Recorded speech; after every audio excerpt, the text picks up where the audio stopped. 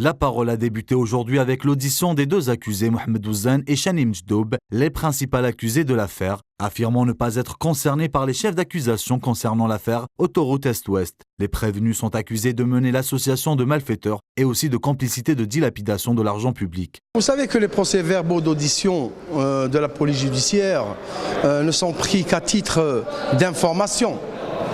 Le président du tribunal criminel peut s'en passer et aller directement vers les procès-verbaux d'audition au niveau des juges d'instruction et également les débats.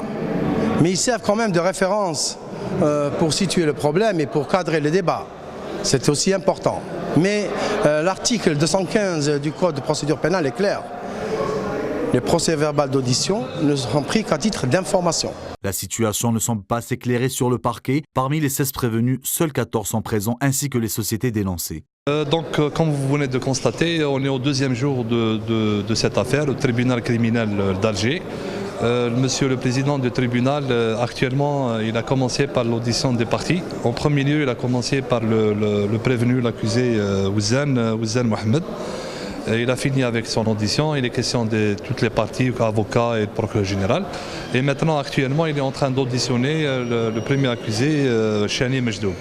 Et comme vous venez de constater, la majorité des cas accusés en matière criminelle et personnes physiques ou morales sont présentes ici au tribunal, sauf pour 2 personnes qui sont en fuite. Le deuxième jour du procès ne donne suite à rien. La situation ne s'éclaire pas, une absence totale de certaines réponses. Le juge Halali suspend la séance jusqu'à demain matin.